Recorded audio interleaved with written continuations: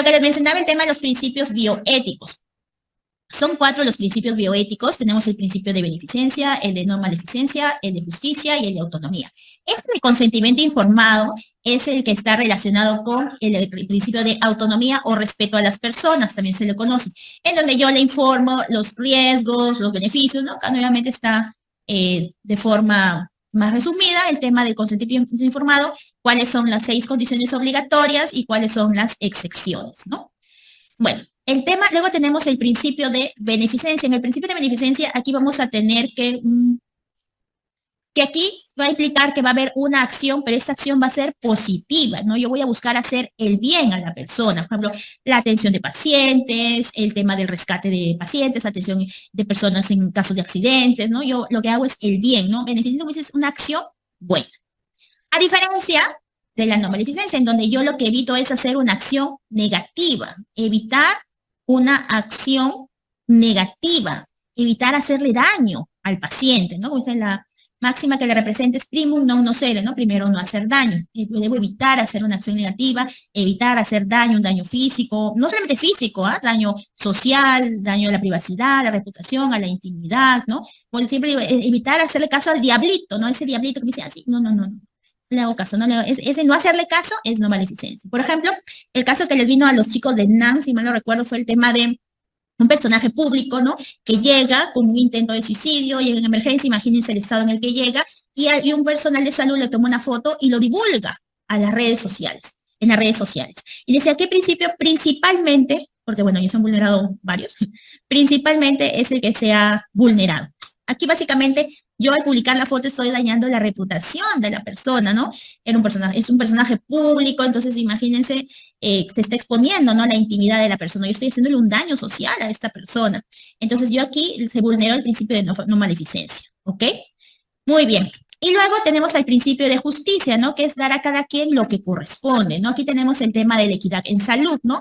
Que es dar a cada quien lo que necesita, ¿no? Priorizando obviamente las poblaciones más vulnerables. Aquí tenemos, por ejemplo, algunas estrategias como es el aseguramiento universal, ¿no? Entonces, es un ejemplo del aseguramiento universal en donde yo quiero que toda la población, lo que yo busco es que toda la población tenga un seguro, priorizando la población más vulnerable, es decir, población en pobreza extrema, para que puedan acceder al sistema de salud, ¿ok?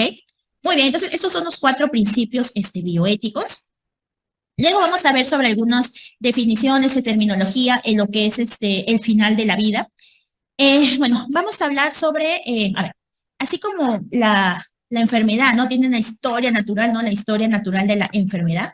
También se podría decir que hay una historia natural de la muerte, por decirlo de alguna manera, que aplica en caso de personas que tienen alguna enfermedad terminal, ¿no?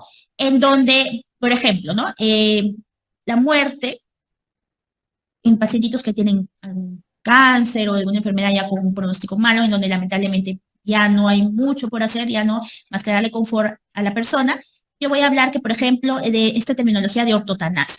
La ortotanasia es ayudar a la persona en el morir. Yo le ayudo a la persona en el morir, o sea, la acompaño para que no tenga dolor, para que esté tranquila, ¿no? En nuestro país, lamentablemente, aún hay mucho, lamentablemente, por hacer en el tema de cuidados paliativos, ¿no? De repente hemos conocido por ahí a alguien, ¿no? Que tiene un pacientito oncológico, que no hay aún ese cuidado de cuidados paliativos adecuado, ¿no? Para poder mitigar el dolor, recibir ayuda psicológica tanto el paciente, su familia, ¿no? Entonces, la ortotanasia es que yo ayudo al paciente en el morir, le ayudo en el proceso, ¿ok? Le doy ese confort que necesita, no porque ya se va a morir, no. En este último momento de su vida, yo lo acompaño. En cambio, la eutanasia, yo ayudo al paciente a morir, ¿ok?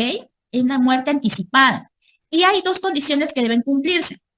Es que hay una intención compasiva del profesional de salud, es decir, el paciente lamentablemente va a sufrir mucho, ¿no? Entonces, bueno, se decide adelantar, ¿no? Por decirlo de una manera, la muerte, ¿no?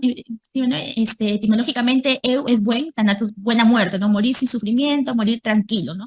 Hay una intención compasiva y es realizada, estimados, por un profesional de salud, ¿ok? Aquí hay 2 tipos, chicos, de eutanasia. Tenemos a la eutanasia activa, en la cual hay una acción. Le administro de repente algún medicamento, ¿no? Que en una dosis letal, ¿no? O hay una eutanasia pasiva, en la cual por omisión, de repente es un paciente que está en nutrición parenteral y yo le suspendo la nutrición, le suspendo la hidratación y yo sé que el paciente va bien. Entonces aquí yo estoy hablando de dos tipos de eutanasia, la activa y la pasiva. Pregunta de examen, por si acaso. Muy bien, entonces aquí estamos hablando de la eutanasia, que hay que diferenciarla del suicidio asistido. En el suicidio asistido, estimados, si bien hay una intención del paciente de no querer sufrir, aquí la diferencia con la eutanasia es que no la realiza el profesional de salud, sino la realiza el mismo paciente, por eso es suicidio. Pero es asistido, ¿por qué? Porque el médico o el profesional le asiste con conocimiento, de repente le da el nombre, mire, esta droga, esta dosis es letal, ¿no? Le puedes decir con el conocimiento o inclusive brindándole el producto, ¿no? Entonces, por eso es que se llama suicidio asistido. El sujeto que lo realiza es el mismo paciente y en el caso de que quien lo asista con conocimientos o proveyéndole del medicamento, es un médico, se llama de suicidio médicamente asistido, ¿ok? Muy bien.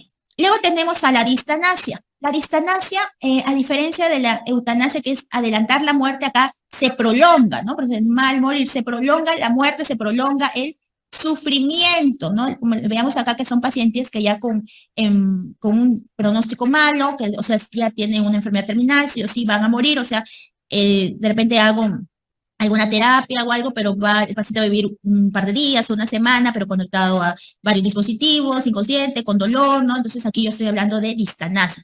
Por si acaso, sinónimos, ensañamiento terapéutico, obstinación terapéutica, encarnizamiento terapéutico, ¿ok?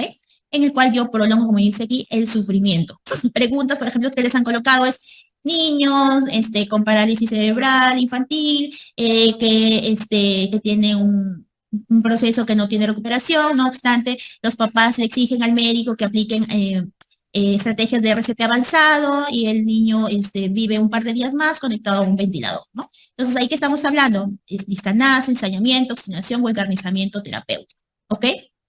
Luego tenemos otro concepto que es el de la limitación del esfuerzo terapéutico, que generalmente se habla de estos términos en las unidades de cuidados intensivos, ¿no? En donde la muerte en estos casos es inevitable de los pacientes y es a corto plazo, y yo trato de no aplicar estas medidas, de aplicar medidas desproporcionadas, ¿no? De repente el paciente ya tiene un mal pronóstico, o sea, inevitablemente va a morir y yo evito, ¿no? Por ejemplo, aplicarles estas estrategias de RCP avanzado, ¿no? Entonces yo estoy limitando, ¿no? Voy a sacar, limitando el esfuerzo terapéutico, ¿no? Entonces trato de evitar esfuerzos terapéuticos desproporcionados, que yo sé que al final van a ser esfuerzos baldíos, ¿ok?